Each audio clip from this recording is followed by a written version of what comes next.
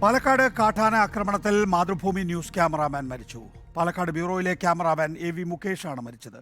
മലമ്പുഴ വെനോലി എളമ്പരക്കാടിന് സമീപം ആനയിറങ്ങിയത് ഷൂട്ട് ചെയ്യുന്നതിനിടെയാണ് അപകടം. ഇക്ബാൽ അറക്കൽ വിശദാംശങ്ങളുമായി. ഇക്ബാൽ, എന്താണ് സംഭവിച്ചത്? നികേഷ്, ഇന്ന് രാവിലെ മലമ്പുഴയ്ക്ക് സമീപം ഈ കൊട്ടേക്കാട് വെച്ചാണ് ഇത്തരത്തിലൊരു അപകടം സംഭവിച്ചത്. രാവിലെ 8 മണിയോടുകൂടി ഈ വേനോലി എളമ്പരക്കാടിന് സമീപം കാട്ടാന ഇറങ്ങി ആ പ്രദേശത്ത് നാശനഷ്ടങ്ങൾ വരുത്തിയതിന്റെ ദൃശ്യങ്ങൾ ഷൂട്ട് ചെയ്യാനായാണ് ഈ മാതൃഭൂമി ഈ യൂണിറ്റ് അങ്ങോട്ടേക്ക് എത്തിയത്. ഈ സമയത്ത് പ്രദേശത്തുണ്ടായിരുന്ന 2 കാട്ടാനകളിൽ ഒന്ന് ഈ റിപ്പോർട്ടറിനെയും അതുപോലെ തന്നെ ക്യാമറാമാനെയും ഓട്ടിക്കുകയായിരുന്നു. ഇതിനിടയിലാണ് ഈ ക്യാമറമാനായ AV മുകേഷ് നിലത്ത് വീണത്. കാട്ടാനയുടെ ആക്രമണത്തിലാണ് AV മുകേഷിന് പരിക്കേറ്റത് എന്നാണ് ഇപ്പോൾ ഏതായാലും ലഭ്യമാവുന്ന പ്രാഥമിക വിവരം. ഈ സംഭവ സമയത്ത് തന്നെ AV മുകേഷ് മരിച്ചതായിട്ടുള്ള വിവരങ്ങൾ ഉണ്ടായിരുന്നു. പക്ഷേ ഉടൻ തന്നെ കൂടെ ഉണ്ടായിരുന്ന ആളുകളും നാട്ടുകാരും ചേർന്ന് AV മുകേഷിനെ പാലക്കാട് ജില്ലാ ആശുപത്രിയിലേക്ക് എത്തിച്ചു. നിലവിൽ AV മുകേഷിന്റെ മൃതദേഹം ഉള്ളത് പാലക്കാട് ജില്ലാ ആശുപത്രി മോർച്ചറിയിലാണ്.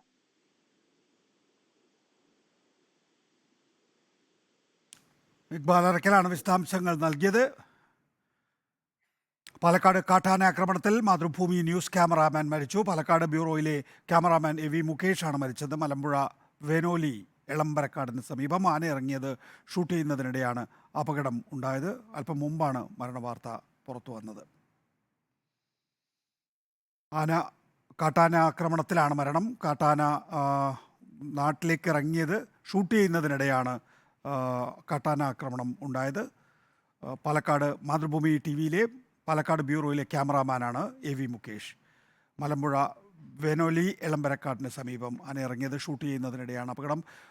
ഇക്ബാൽ, കാട്ടാന നാട്ടിലേക്ക് ഇറങ്ങിയാൽ സാധാരണഗതിയിലെ മാധ്യമപ്രവർത്തകർ അത് ഷൂട്ട് ചെയ്യാറുണ്ട്. അങ്ങനെയാണ് യഥാർത്ഥത്തിൽ വനം വകുപ്പിൽ അവബോധമുണ്ടാകുന്നത്, സമ്മർദ്ദമുണ്ടാകുന്നത്, തുടർന്ന് ഏതെങ്കിലും തരത്തിലുള്ള നടപടികൾ എടുക്കാറുള്ളത്. ഇവിടെ ഈ വിഷയത്തിൽ എന്താണ് സംഭവിച്ചത്? കാട്ടാന എവിടെയാണ് ഇറങ്ങിയത്? എങ്ങനെയാണ് അവിടെ മാധ്യമപ്രവർത്തകരെത്തിയത്? പിന്നീട് കാട്ടാന കുത്തുന്ന ഒരു അവസ്ഥ എങ്ങനെയാണ് ഉണ്ടായത്? നികേഷ്, 8 മണിയോട് കൂടിയാണ് ഇത്തരത്തിലൊരു ദാരുണമായ സംഭവം ഉണ്ടാവുന്നത്. വേനോലി എളമ്പരക്കാടിന് സമീപം ഈ കാട്ടാനകൾ ഈ പുഴ കടക്കുന്നതിന്റെ ദൃശ്യങ്ങൾ ഉൾപ്പെടെ ഇവർ ശേഖരിക്കുകയായിരുന്നു. ഈ ദൃശ്യങ്ങൾ എടുക്കുന്നതിനിടയിലാണ് ഇത്തരത്തിൽ 2 കാട്ടാനകൾ ഈ ക്യാമറമാനെയും റിപ്പോർട്ടറിനും എതിരെ പാഞ്ഞെടുക്കുന്നത്. ഉടൻ തന്നെ ഇവർ അവിടെ നിന്ന് ഓടി രക്ഷപ്പെടാൻ ശ്രമിക്കുകയായിരുന്നു. ഇതിനിടയിൽ ഈ ക്യാമറമാനായ AV മുകേഷ് നിലത്ത് തട്ടിത്തടഞ്ഞ് വീണു എന്ന രീതിയിലുള്ള വിവരങ്ങളാണ് ലഭ്യമാവുന്നത്. പിന്നീട് കൂടെ ഉണ്ടായിരുന്ന റിപ്പോർട്ടറും ഡ്രൈവറും അവിടേക്ക് എത്തി പരിശോധന നടത്തുന്നതിനിടയിലാണ് മുകേഷിനെ നിലത്ത് വീണ് കിടക്കുന്ന രീതിയിൽ കണ്ടെത്തിയത്.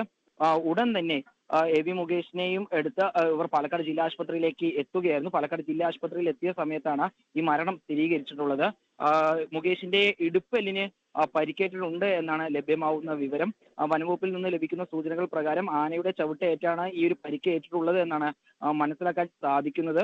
ഏതായാലും ഈ ദൃശ്യങ്ങൾ കാട്ടാന ഈ നാട്ടിലിറങ്ങി നാശങ്ങൾ വരുത്തുന്നതിന്റെ ദൃശ്യങ്ങൾ ഷൂട്ട് ചെയ്യുന്നതിന്റെ ഇടയിലാണ് ഇത്തരത്തിൽ കാട്ടാന യാദൃശ്ചികമായി അവിടേക്ക് എത്തി ഇവർക്ക് നേരെ പാഞ്ഞെടുക്കുന്ന ഒരു സാഹചര്യം ഉണ്ടായത്.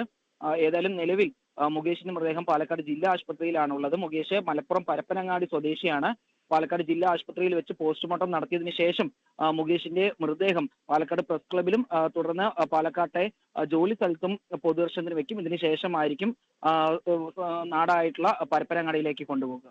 അക്കാര്യത്തിൽ വനംവകുപ്പിൻ്റെ വിശദീകരണം എന്താണ്? അക്കാര്യത്തിൽ കാട്ടാനകൾ നാട്ടിലേക്ക് ഇറങ്ങുന്നത് മാധ്യമപ്രവർത്തകരുടെ ഭാഗത്തു നിന്നുള്ള നോക്കൂ ഇക്ബാൽ, മാധ്യമപ്രവർത്തകരാണ് ഇത് എപ്പോഴും റിപ്പോർട്ട് ചെയ്യാറുള്ളത്. ആ ഘട്ടത്തിലാണ് വനംവകുപ്പ് അക്കാര്യത്തിൽ ആക്ഷൻ എടുക്കാറുള്ളത്. അതുകൊണ്ട് മാധ്യമപ്രവർത്തനത്തിൻ്റെ ഒരു പരിധിയിൽ വരുന്ന കാര്യമായി തന്നെയാണ് ഇത് കാണേണ്ടത്. വനംവകുപ്പ് എന്ത് വിശദീകരണമാണ് നൽകുന്നത്? നികേഷ്, അതായത് ഈ മലമ്പുഴ കൊട്ടേക്കാട് മേഖലയിലൊന്നും ഈ കാട്ടാനകൾ നാട്ടിലേക്ക് ഇറങ്ങുന്നത് തടയാൻ ശാശ്വതമായിട്ടുള്ള ഒരു പരിഹാരം ഇതുവരെയും വനവകുപ്പ് സ്ഥാപിച്ചിട്ടില്ല. പ്രദേശത്ത് ഈ സോളാർ കമ്പിവേലികൾ ഉൾപ്പെടെ സ്ഥാപിച്ചുകൊണ്ട് ആനകൾ നാട്ടിലേക്ക് ഇറങ്ങുന്നത് തടയണമെന്ന് നിരവധി തവണ പല മാധ്യമങ്ങളോട് നമ്മൾ റിപ്പോർട്ട് ചെയ്തതാണ്. പക്ഷേ എങ്കിൽ പോലും ഇതിലൊരു നടപടി എടുക്കാൻ ജനപ്രതിനിധികളോ അല്ലെങ്കിൽ വനവകുപ്പോ സർക്കാരോ തയ്യാറായിരുന്നില്ല. ഇതിനെ തുടർന്നാണ് നിരന്തരമായി ഈ കാട്ടാനകൾ നാട്ടിലേക്ക് ഇറങ്ങിയിരുന്നത്. ഇന്നിപ്പോൾ ഈ ഒരു അപകടം ഉണ്ടാക്കിയിട്ടുള്ളത് PT-14 എന്ന് പറയുന്ന ആനയാണ് എന്നാണ് വനവകുപ്പിന്റെ ഒരു നിഗമനമുള്ളത്. ഇത് മതപ്പാടിലാണ്. മാത്രമല്ല ഇത് മനുഷ്യരെ കണ്ടാൽ പെട്ടെന്ന് തന്നെ അടുത്തേക്ക് പാഞ്ഞെടുക്കുന്ന ഒരു ആനയാണ്. അതിന്റെ സ്വഭാവം അത്തരത്തിലാണ്.